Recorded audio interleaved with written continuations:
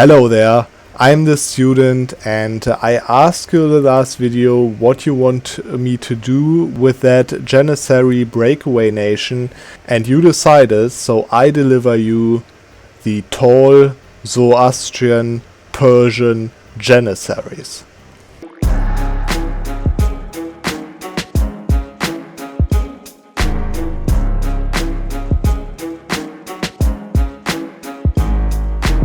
At first, of course, I had to dismantle the Ottoman Empire, and as you can see in the background, that went quite well after I won the first war against them with my allies of the Mamluk Empire and the Austrians, actually, out of all of the nations.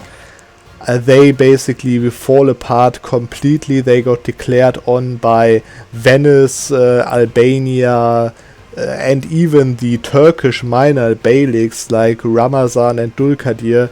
And after all, it was actually Akuyunlu that finished them off, released a tribal Byzantium actually, and I took, as you can see already, also Constantinople, but this will be the last thing that I'm going to take, which is west of Anatolia, because after that I'm obviously going to go for Persia directly, try to go for the Zoroastrian religion as fast as possible, so that the Timurids are not converting that province, because they hadn't choose the Dhimmi autonomy in my game, so I had to hurry up a little bit. But you're going to see how it went, and I hope you enjoy the video.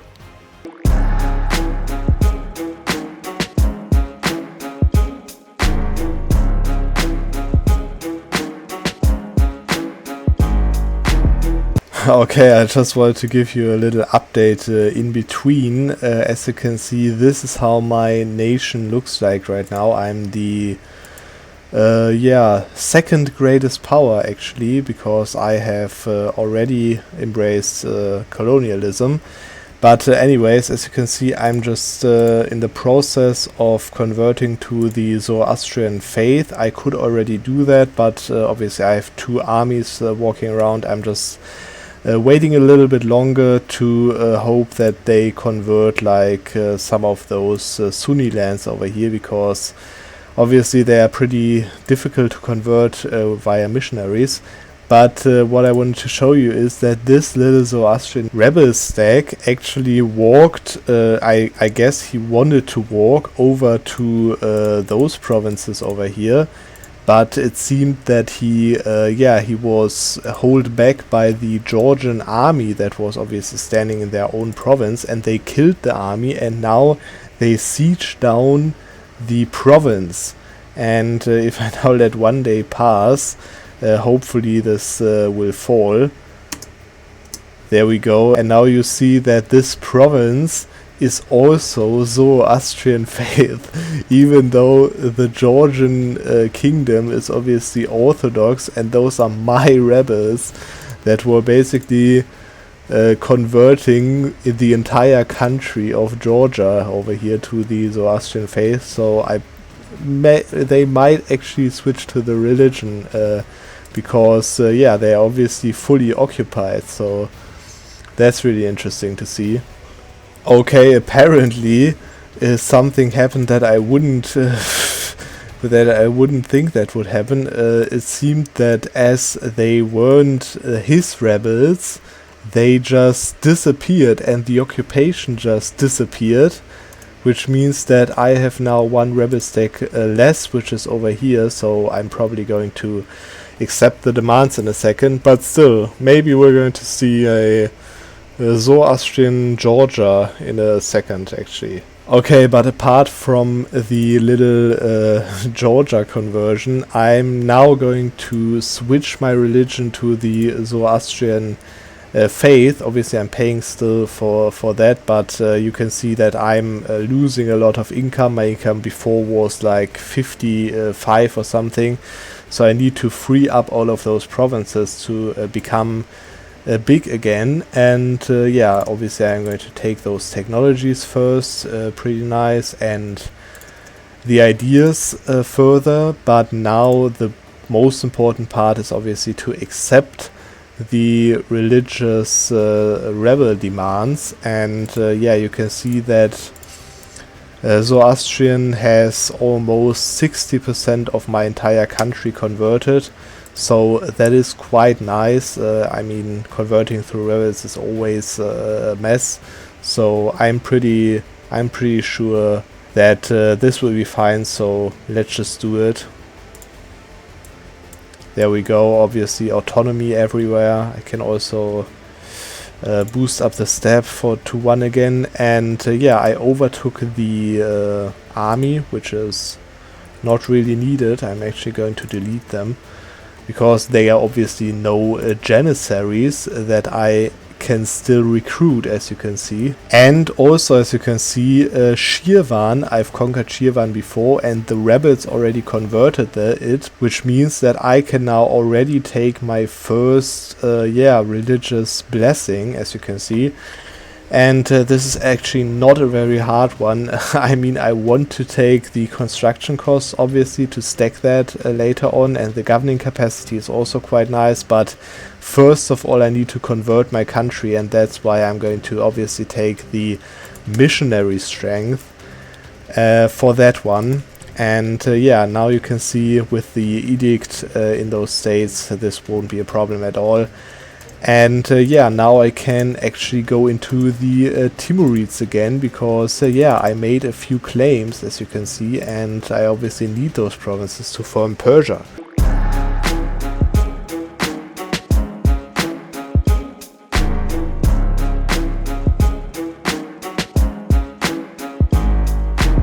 And this is now the time where my Janissaries breakaway nation actually is going to go into forming Persia. As I promised in the beginning of the video, of course, I will be a Zoroastrian Persia, and for that I need to switch my primary culture group over to Persian, which has right now 0%, because I obviously trading companied all of those provinces, which I'm going to talk about in the next week. But there is a little trick, and that trick is, as in most cases actually, just not to unpause. And as long as you don't unpause, you can actually state trading company regions. As you can see, those are still provinces in the trading company, even though they are right now stated.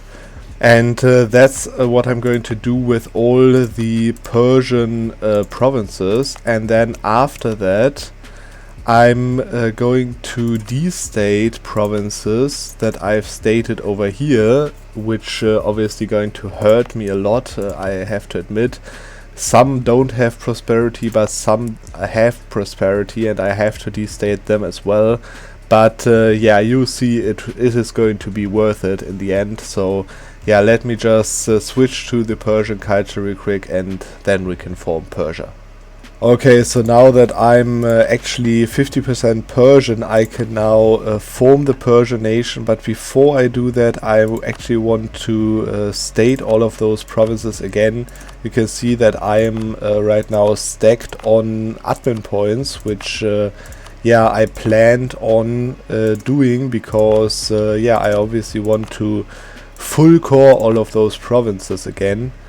And yeah, there we go. I won't be able to full core like literally everything, but I will full core like the most important ones, and then over time I will end up stating all of them, so that will be fine as well. That's it. There are only like a few provinces left that I will be able to core pretty fast with this 12 in admin. So that will be no problem. But first of all, right now is the time to form the Persian nation and make this name placement even better, because obviously over this region belongs a Persia. There we go. This is the beautiful, in my opinion, Persia name placement, as Persia should be. Obviously Basra being my march over here.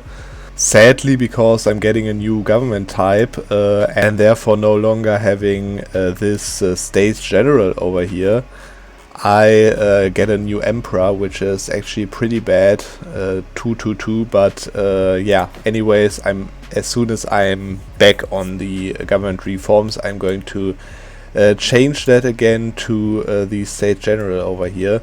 And I even get a unique one over here, as you can see, in this reform, that gives me reinforced costs, which is even more than on this one, which is really nice for the Janissaries. Military technology costs, autonomy change at land leader shock. So I'm obviously going to take that, that's for sure. And yeah, then you can also, yeah, let's just take him over here, Shah Rukh, the first one, which is of course Zoroastrian and Persian, so everything is fine now. But yeah, the most important thing that changed was that I got the Persian government. And obviously the Persian government type is one of the best government types in the entire game. That's for sure, because it gives you a missionary, 1% missionary strength, death cost -5%, 2 tolerance of the true faith, which adds up to +10 right now as long as I have that reform. Plus 25% innovativeness gain and plus 15% manpower in accepted culture provinces, which is a really unique modifier. But also, of course, it allows you to take the divine idea group without changing your government type to theocracies, and it enables the feudal theocracy ability.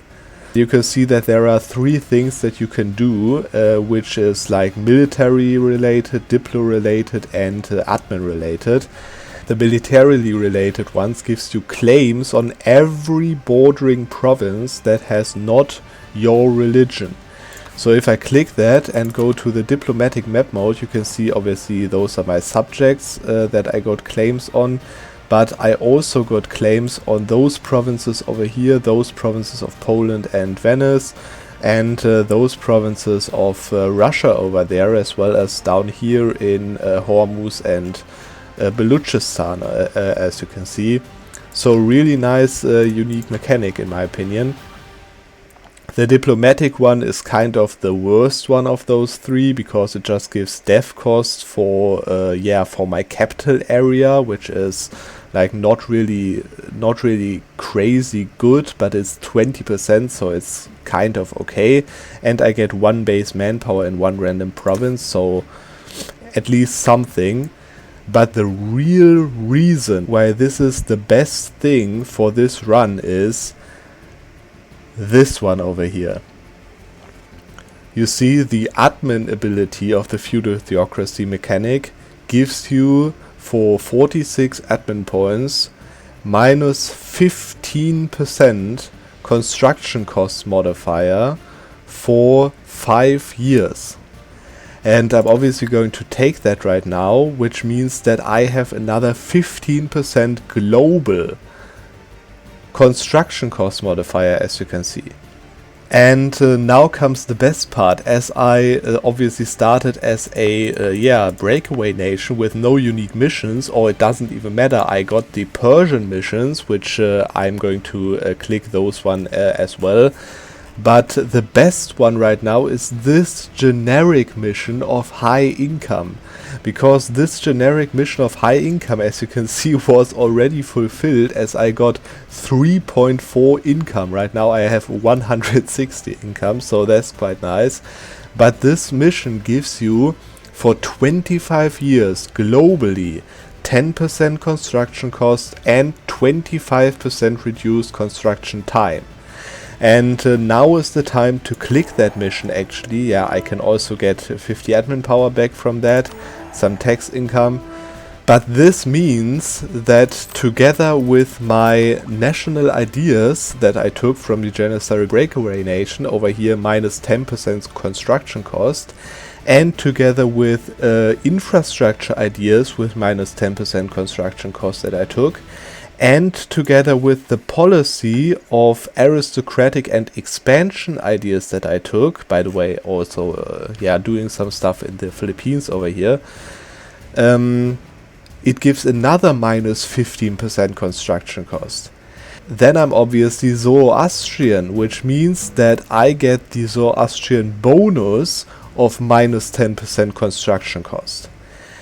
And if you already kept track, then you know where this ends up. But I can also, of course, show you where it ends up, which is at a construction cost discount of minus 75% reduction.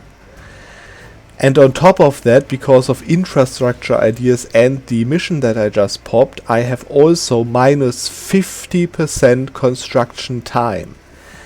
And that means that I can now build manufactories for 127 ducats per manufactory. And this manufactory takes only 2.5 years to build. Obviously also all the other stuffs just takes 25 ducats for a workshop, as you can see, which is extremely crazy as well, or 100 ducats for level 4 fort, or something, or as you can see 50 ducats for regimental camp. So this is just totally crazy to stack that up. And of course I'm going to use that now to spam buildings around in every single province that I have. First of all, manufactories to increase the goods produced. You can see really nice manufactories that I can build right there. And second of all, the workshops on those manufactories, which will gain me even more production income. But anyways, let's just see the Persian mission tree, which is pretty small but not bad. Let's go for manpower recovery speed first, easy to do that, and then consolidate Iran, which is easy as well, and then I can do the reforms of Shah Rukh, which you're going to see what this does in a second, but also I get permanent claims on provinces around me, and as you can see, a lot of base production, manpower and tax in my Persian provinces. That comes in really handy, of course. And there you can see that I get another base production, tax and manpower in my Persian provinces, plus 15 government reform progress. So really nice event. This event and this mission comes in really nice with all of those free development, especially if you want to play tall Persia, as I'm doing right now, of course. Yeah, and then this one until the end of the game in one province of Herat over here, I get 10% development cost and state maintenance and some claims on those provinces of Afghanistan, which I actually released Afghanistan as my march. So I'm going to just reconquer that and then take that mission, of course, as well, which gives me another claims on those Indian regions and another manpower recovery speed and infantry combatability, which comes in of course really nice with the Janissaries regiments. And for this one I need to be Shia, so I just simply won't do that mission. So that's it. And as you already saw, the special ability of the Persian government type is that he still has the generic mission tree, which means that I can, of course, still reunite my home region and get that construction cost and so on. So really nice on that front as well. And of course I need to take strong duchies again, because somehow you lose that simply if you form a new tag. But anyways, now I'm going to just build up my country with that insane construction cost modifiers, and we are going to see when I'm done with that.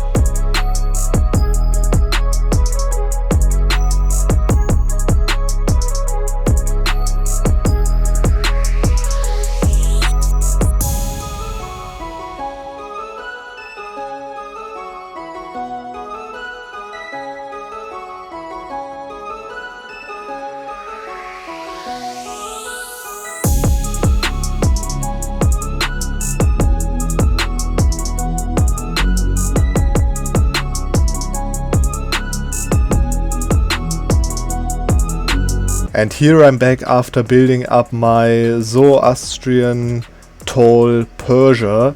And as you probably saw, my income increased dramatically already after the first manufactory is finished.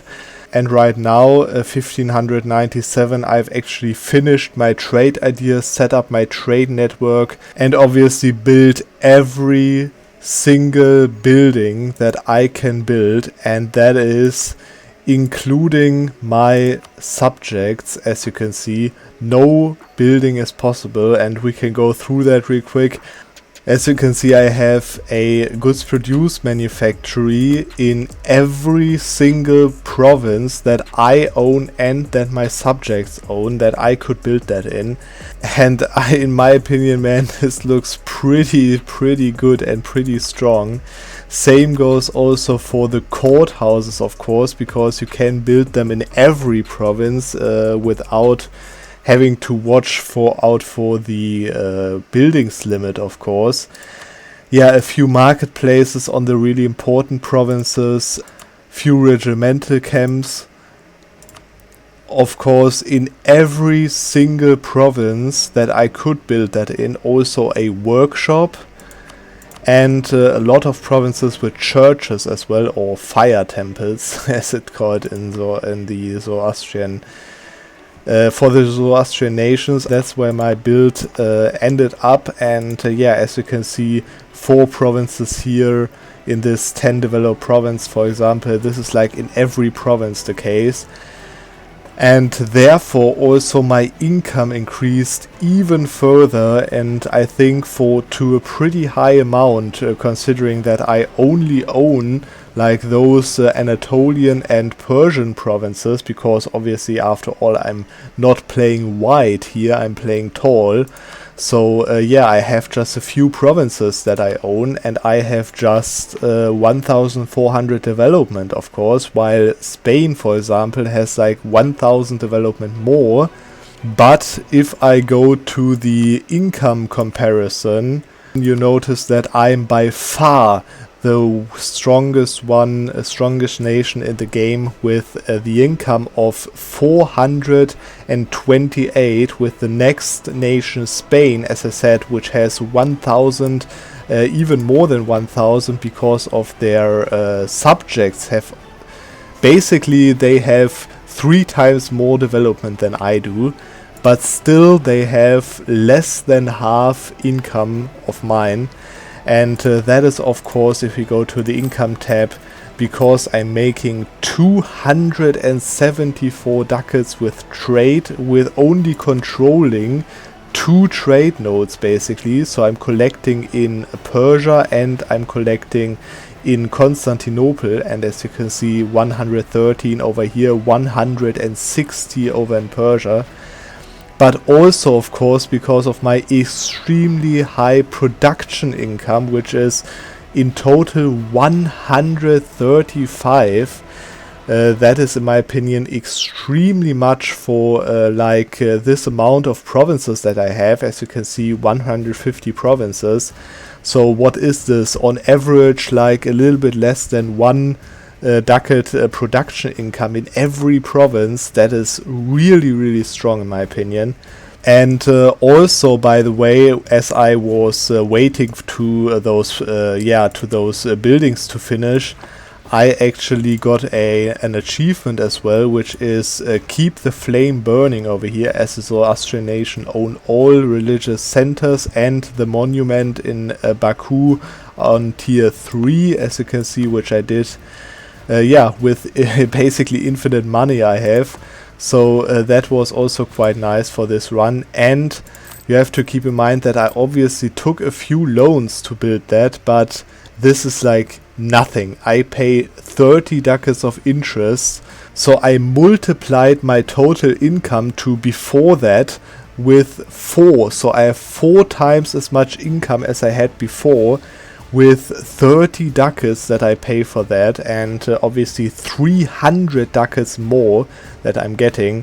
So that is a very little price, and of course I have right now still 9,000 ducat loans, 15 loans out of 200 almost, because my income is so high. so this won't be a problem. I could even repay 7 loans right now, so this wouldn't be a problem at all if I would go on with this campaign. But this is after all a Janissary breakaway nation, and I said that I would play a Janissary Zoroastrian tall Persia. I obviously have to change my government at last back to the Janissary government type, which gives me of course more maximum manpower, which is already 130,000, and more force limit, as you can see, which is 111,000 right now. But of course it lets me recruit Janissary units again as a Zoroastrian Persia. Yeah, as you can see, for example over here I can just go up to 20,000 over here easily, no problem. And together with the monument in Baku over here, that obviously gives fire damage received and discipline, and together with the extremely high army professionalism that I already have, and with the drill modifier that I have, because I have infinite money, I can obviously drill all the time.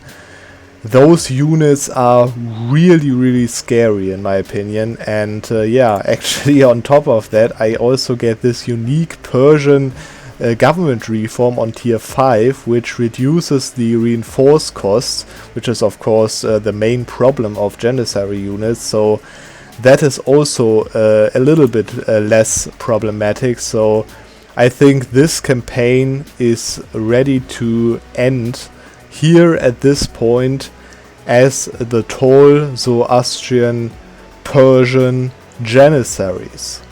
I hope you enjoyed the video, and as always, we are going to see on the next Monday.